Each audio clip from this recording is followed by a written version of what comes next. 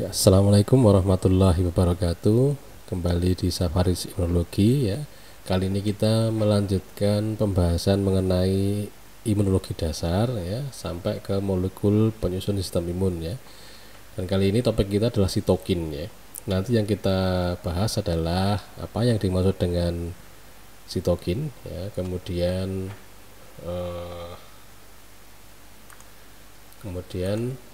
penghasil sitokin, klasifikasi sitokin, kemudian klasifikasi nanti ada beberapa klasifikasi ya, berdasarkan sel penghasilnya, berdasarkan efek biologisnya, berdasarkan strukturnya, kemudian mode aksinya gitu ya.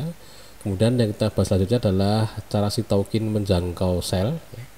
Kemudian sifat kerjanya dan reseptor sitokin yang nanti kita bicarakan.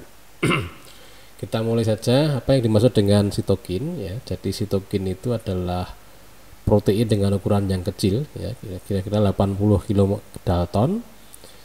Fungsinya itu sebagai pemberi sinyal melalui persinyalan ekstraseluler untuk mengatur sejumlah besar fungsi biologis ya. Seperti apa? Seperti imunitas alami, imunitas adaptif, hematopoiesis, inflamasi ya, dan proliferasi ya. Jadi intinya sitokin itu memang alat komunikasi ya, alat komunikasi antar sel gitu. Nah, itu definisi dari sitokin ya. Kemudian siapa yang menghasilkan sitokin? Ya, ternyata sitokin itu dihasilkan oleh berbagai jenis sel ya, baik itu imunosit maupun non imunosit ya.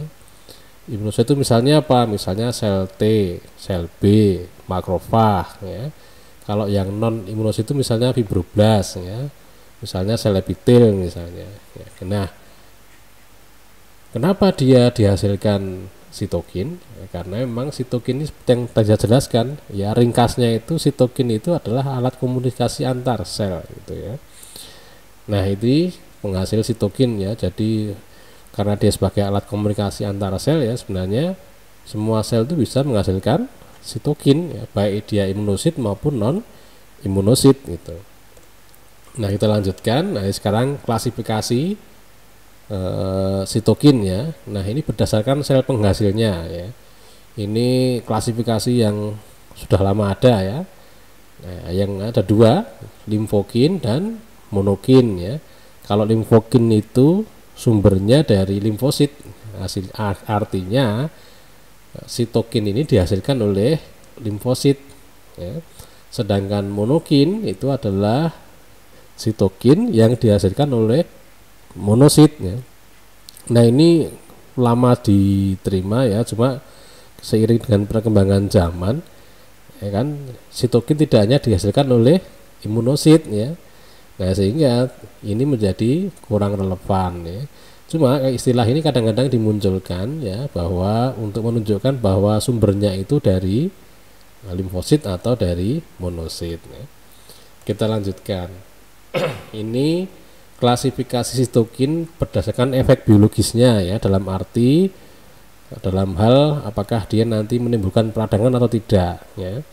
Nah, ini ada 3 jenis ya.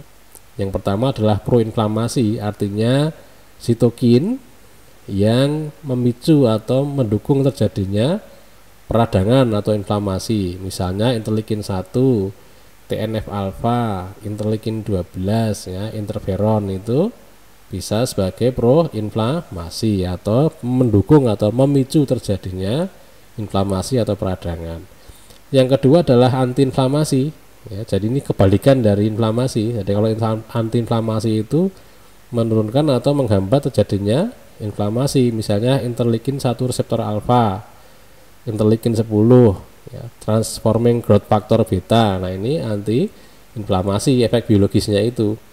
Nah, ada juga yang kadang itu bisa proinflamasi, tapi kadang bisa juga antiinflamasi. Misalnya adalah interleukin 6 ya, pada orang yang olahraga ya, olahraga yang baik dan benar, maka interleukin 6 ini bersifat antiinflamasi ya. Tapi kalau pada orang yang sakit ya, interleukin 6 ini bisa menjadi yang proinflamasi ya, sama-sama interleukin 6 nya. Nah, ini klasifikasi sitokin berdasarkan efek biologisnya dalam hal menimbulkan peradangan atau sebaliknya. Nah, ini ada yang proinflamasi atau cenderung memicu terjadinya peradangan, antiinflamasi sebaliknya, dan kadang ada bersifat pro, kadang bersifat antiinflamasi. Nah, sekarang ini pembagian yang lebih baru ya, cuma ini kurang praktis ya, karena kan dia harus melihat dari struktur kimia dari sitokin itu ya. Jadi ini ada 3 bagian besar, yaitu golongan sitokin yang mempunyai 4 rantai helik ya. Nah, ini misalnya ada dibagi lagi jadi 2 ya, yang dia rantai pendek dan dia rantai panjang ya. Yang rantai pendek itu misalnya interleukin 2, 4, 7, 15 ya, granulosit makrofag, kolonis stimulating faktor ya, dan lain-lain ya. Nah, kalau yang panjang itu misalnya eritropoietin, trombopoietin ya, growth hormone, interleukin 6, interleukin 11 ya, dan teman-temannya. Ini yang pertama. Yang kedua, golongan tumor necrosing faktor ya, misalnya TNF alfa, limfotoksin alfa, limfotoksin beta ya, itu golongan TNF. Ada yang golongan transferring growth factor ya, beta ya, misalnya ini TGF beta ya, bone morphogenetic protein ya, dan growth differentiation factor ya, ini contohnya. Nah, ini karena ini enggak praktis, ini memang jarang-jarang keluar ya, jarang-jarang digunakan istilah-istilah ini ya. Nah, nah ini yang paling sering digunakan ya, ini klasifikasi berdasarkan mode aksinya ya. Ya, nanti ada family interferon ya. Itu ada interferon tipe 1, tipe 2, tipe 3 ya. Ada yang interleukin ya, interleukin 1, 2, 3 dan seterusnya ya. Nanti ada yang kemokin ya. Kalau interleukin itu dihasilkan oleh leukosit dan mempengaruhi leukosit yang lain ya. Nah, kalau kemokin ini memanggil sifatnya kemotaksik ya. Ada CCL1, CCL2 dan seterusnya. Kalau yang hematopoietin ini adalah untuk pertumbuhan hematopoiesis ya. Ada yang golongan TNF alfa ya, tumor necrosing alfa ya, ada yang golongan transferring growth factor ya. Ini klasifikasinya. Nah, sekarang kita bicarakan bagaimana sitokin itu menjangkau sel ya. Nah, ada 3, yaitu secara autokrin, artinya sitokin itu menjangkau selnya dirinya sendiri, yaitu autokrin. Jadi kalau mudahnya itu sebuah sel menghasilkan sitokin, sitokinnya menghasilkan mempengaruhi dirinya sendiri ya, mempengaruhi sel yang membuatnya tadi, itu disebut dengan autokrin. Jadi cara menjangkaunya itu ya langsung ke dirinya sendiri ya. Kalau yang parakrin itu selnya membentuk sitokin ya, sitokinnya itu mempengaruhi sel-sel di sekitarnya. Nah, ini disebut dengan parakrin. Tapi kalau endokrin itu sebuah sel menghasilkan sitokin, sitokinnya dilepaskan ke pembuluh darah, kemudian ikut pembuluh darah dan mempengaruhi sel lain yang letaknya jauh dari penghasil sitokin ini. Ini ada 3 ya caranya menjangkau sel ya, bisa secara sitokin, bisa secara autokrin ya, parakrin maupun endokrin ya. Kita lanjutkan. Bagaimana sifat kerja sitokin itu ya? Bisa jadi dia pleiotropik ya. Pleiotropik itu maksudnya sitokin yang berbeda itu bisa menimbulkan efek yang berbeda pada sel target yang berbeda ya. Jadi sitokin yang sama mempunyai efek berbeda pada sel target yang berbeda ya. Itu efek pleiotropik ya. Misalnya interleukin 2 ya, interleukin 2 itu bisa memicu pertumbuhan sel T, tapi interleukin 2 itu juga bisa memicu sel B untuk membentuk atau membantu sel B membentuk antibodi. Nah, ini namanya sifat pleiotropik. Ada yang redundant cara kerjanya, sifat kerjanya itu artinya beberapa sitokin mempunyai efek yang sama ya, itu namanya efek redundant ya. Misalnya interleukin 4 dengan interleukin 13 ya. Ada yang sifatnya itu sinergik ya, beberapa sitokin mempunyai efek yang saling membantu atau kooperatif. Misalnya apa? Misalnya itu antara tumor necrosing factor alpha dengan interferon ya. Nanti ini meningkatkan efek antivirus dari sebuah sel ya.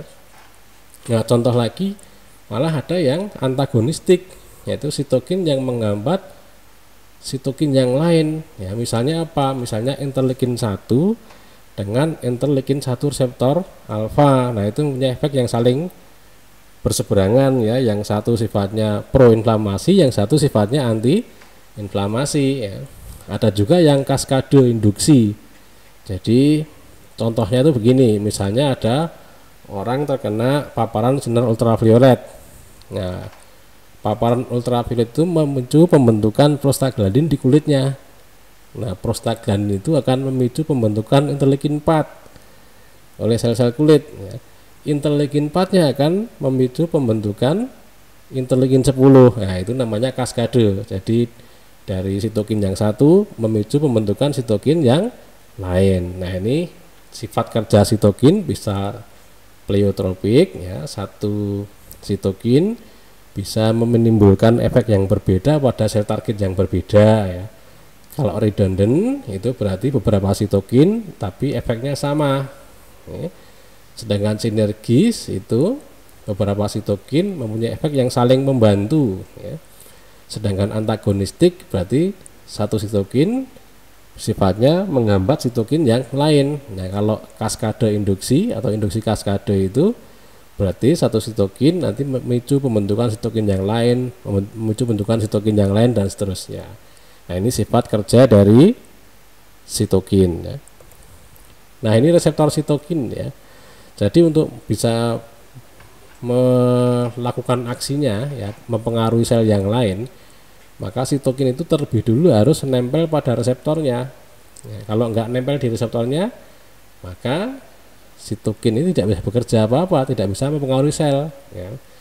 Nah, reseptor sitokin itu ada beberapa macam ya. Yang pertama adalah reseptor tipe 1 atau sering juga disebut dengan reseptor hematopoietin ya. Ini contohnya interleukin 2 reseptor, interleukin 3 reseptor, interleukin 4 reseptor dan lain-lain ya.